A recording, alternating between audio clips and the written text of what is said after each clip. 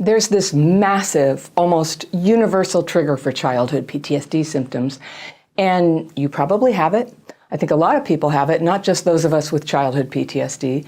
And if you're like most people, you've never realized it. It's a trigger that happens all the time, and it's hurrying. Hurrying. It's so normal, right? We all do it. We do it all the time. But when you have childhood PTSD, hurrying very easily turns into overwhelm. And though you probably think, well, it's not possible to live without hurrying and getting overwhelmed a lot of the time, there's just so much to do, right?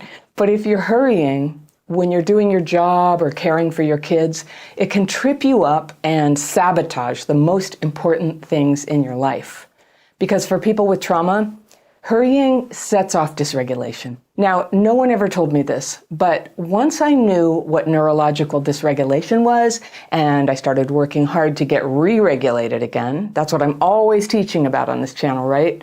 And I realized that hurrying was right up there with the biggest triggers like abandonment, getting criticized, getting physically threatened. I think hurrying is a massive trigger that nobody talks about. I have it bad when I hurry a lot because I'm always trying to do a little bit more than is physically possible. It's just kind of how I am. Once in a while, like everyone with childhood PTSD, I get overwhelmed and dysregulated. Now, if you don't know about dysregulation, in a nutshell, this is the core symptom for adults who had trauma as kids, and it drives most of the other symptoms. And everybody gets dysregulated sometimes. Most people can re-regulate themselves fairly quickly, but for those of us who were abused or neglected as kids, we have a tendency to get dysregulated more easily, and we have a harder time coming back from it. And what it is if you do a brain scan, brain waves that normally are operating in sync together react to a trigger. A trigger is like a thing that happens. It could be like a internal reaction to something, or a car almost hits you. So when we say trigger here, we're not just talking about like something that's upsetting. We're talking about it sets off dysregulation in the nervous system. So brain waves that normally are operating in sync together react to a trigger by going out of sync. They kind of go all over the place. And we get triggered by something. Something kicks off an emotion. Usually it's not even a conscious thing that anything has happened, but things start to get discombobulated in your body and your coordination. Your thinking gets scattered. Your mind might race. Your heart races. Your emotions might come out kind of, overly strong. And this is what you can feel when dysregulation is happening. But it's something that's strongly impacting your nervous system, which in turn drives a lot of functions that you can't directly feel, like your hormones or your immune system. So it can be very pervasive, these effects of dysregulation. And the trick of healing CPTSD is to be able to notice that you're dysregulated and then to get re-regulated as quickly as possible. So I noticed that hurrying and getting overwhelmed were huge triggers for me. And I teach about this in my dysregulation bootcamp. And that's an online course I teach. You can always find it down in the description section below all the videos. Hit that little more thing so you can open the whole thing up and you can find links, or you can get over to my website, or you can learn all about dysregulation and re-regulation in my book, Re-Regulated. And there's always a link to that down below too. But just for now, I want to give you some tips on how to notice when the hurrying trigger is happening and how you can start to change that. So hurrying is super normalized in our culture, and I'm not even saying that's bad. It's just how it is for a lot of us. It's everything from trying to get out the door in the morning to driving in a rushed way, through traffic to get places, feeling like, I gotta get there, I'm late. Being late is also a trauma symptom, and they go together. So it's just getting overwhelmed with everything that you're trying to get done in a day. And it can definitely strike when you're helping kids or working with other people, stuff that busy people do. You start to hurry. It's a very normal thing. And here's the thing, most hurrying is necessary not because of society, not because of technology. We talk about that stuff, but really, what it's really from is more ordinary than that. And you know what it is? Are you ready? It's procrastination. It is. We all do it. Maybe you don't get up out of bed after the alarm goes off, or you don't get out the door or leave enough time to get where you're trying to go. Do you do that? I do. And what's one huge reason we procrastinate? Right back to the beginning, dysregulation. So it's a vicious circle: procrastinating, dysregulating, hurrying, dysregulating, procrastinating, and doing it again. So our minds go down that road easily, but our minds love a sense of spaciousness in time. So taking your time is wonderfully re-regulating. When is the last time that you took a shower and you stopped and you just enjoyed the feeling of the water? Or you brushed your teeth without feeling pressured to hurry up, spit it out, get it all done, do the blah, blah, blah, rinse your mouth, wipe your face, hurry up. This pushing all the time can overwhelm your nervous system, and overwhelm all by itself triggers dysregulation, or it can. It just so happens that our minds love doing things with careful attention. But the PTSD in us feels scared of slow, mindful processes because the bad feelings might get in. Do you have that? There have been times when I stopped to think about why I was hurrying so much all the time, and the best I could come up with was that I felt like something was chasing me. And I gave a name to it. I call it a pack of wolves. It's not really wolves. That's not how I see it. But it's as if I have to keep going really fast or something's going to catch up with me. And funnily enough, when I sat in meditation and I imagined wolves coming to get me and I just let it happen, nothing terrible happened. I mean, there aren't actually wolves. It was emotion, and that's what was coming to get me. And it was a feeling, usually sadness, and at the very worst, I might have had a little cry, and then the feeling passes. It's not actually so terrible. And if you can let that feeling kind of wash through you, you don't have to hurry so much. You don't have to keep running or delaying so that everything's time compressed. You can just take things at a healthy pace for you and for your mind. And sometimes this helps you get more done, not less. Going slower, yes. For a long time, I was running and I hurried. And in my kind of dysregulation, hurrying makes me start losing my keys and spilling coffee down my shirt or driving over curbs when I'm turning corners in a way that's not good for my tires. So in the end, I can end up running late because I'm hurrying. Now, one time in a 2-week period where I was intensely dysregulated, something really bad had happened.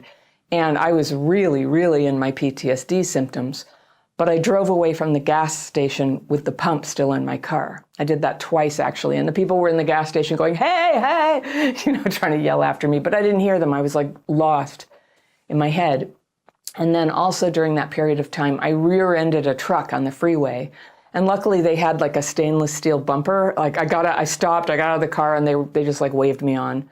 They didn't care. But I cared, and my car was messed up. I've got a quick invite for you. I made a free daily practice course that shows you 2 simple techniques to calm the storm when you're triggered inside. It's short, it's powerful, and it helps you feel clearer, more focused, and more at ease, fast. Click the second link in the description section below, or use the QR code right there, and you can start your course right away. Rear-ending someone because I was dysregulated actually made me, guess what? More dysregulated. And that's why now that I understand dysregulation, I have a rule: no driving while dysregulated. In some ways, it's just as bad as driving drunk. And it helps make it clear how important it is to get re-regulated, to get really good at that. But like with the gas pump, when I did that, talk about brain waves going all over the place. My brain, the waves, it's like they were, instead of running like water, they're running over rocks, like rapids, just. And it's so hard when you're dysregulated to stay focused enough to do one thing, let alone a sequence of things like put your credit card in the pump, put in your zip code, pump the gas, wait, then take the pump out and put it back in its holder, screw the cap on, yes. And then also shut that little door that covers the gas cap, and then get back in the car and start to drive and go away and pay attention to other cars in front of you on the freeway and stay focused on the task driving. Like, it's a lot, right? It's obvious how important it is to be present for that. But if you've ever been dysregulated, you know exactly what I mean, how all of this can go wrong. You sort of are relying on autopilot, but autopilot's not working when you're dysregulated. So I had this spell in my life where that's what it was. Just things had gotten really hard. And I was under a lot of stress and I didn't have a name for what was wrong. And in a way, I'm grateful for those times because, well, I'm grateful nobody was hurt by my driving at that time. And also because struggling like that propelled me to find out what complex PTSD is. It's the kind of PTSD that comes from chronic, ongoing exposure to intense stress, usually from childhood. And it was only 10 years ago I learned what it even was. And this is relatively new knowledge, and even your doctor and therapist might not know about it. Luckily, they're coming on board with it, which is very good news for people like you and me. When I'm dysregulated, I can't totally feel my body. I'll start bumping into, things, hitting my head or dropping plates when I'm trying to wash them. My handwriting changes. Do you have that? And the worst of it is I can't get anything done. When I'm dysregulated, I'm sitting there and I start a task and then I get distracted and I go do something else. And some researchers say that a lot of people who have been diagnosed with ADHD, which is what this sounds like, right? But a lot of them might actually have complex PTSD. The symptoms in some ways mimic ADHD because of that difficulty paying attention and staying on task. The difference is that with CPTSD, you can learn to re-regulate pretty quickly. And you might have to get re-regulated several times throughout the day, but you can come right back and get back to what you were doing. So to reduce the need of hurrying, I recommend using lists. Yeah, I know you thought I would say something much more exciting than that, but lists. I use an app on my laptop called Kanban Flow. It's Kanban Flow, that lets me type in things that I want to get done, and I can do it in columns that I've created, and I can color code them and drag them around and name the columns whatever I want. They're usually named for days, and then I have other ones that are for like new ideas for videos and things that have to get done for our taxes to be filed. I can just keep track of everything, and I look at it. I pay attention to this list, like in the morning and the evening, and sometimes throughout the day. I delete things, I check my board, I delete things I've completed, and keep checking, how am I doing? Am I keeping up with what I planned? And I tend to be a little overambitious in what I put on my board, but I'm okay with that. I can move it into the next day. My mind loves to do a lot of things, but even more, it loves order. And in fact, order creates more order in your life. So the more I work in a structured fashion, the less dysregulated I get. And then more time opens up in my day to continue to have creative thoughts or to be physically aware of myself and aware of time passing. So I can instinctively tell when it's time to get ready for something that's been scheduled, the kind of thing I used to always be late to. The irony about hurrying is it just ends up making everything take longer. So you do have time to slow down. Believe it, you have time to slow down. Slowing down creates time.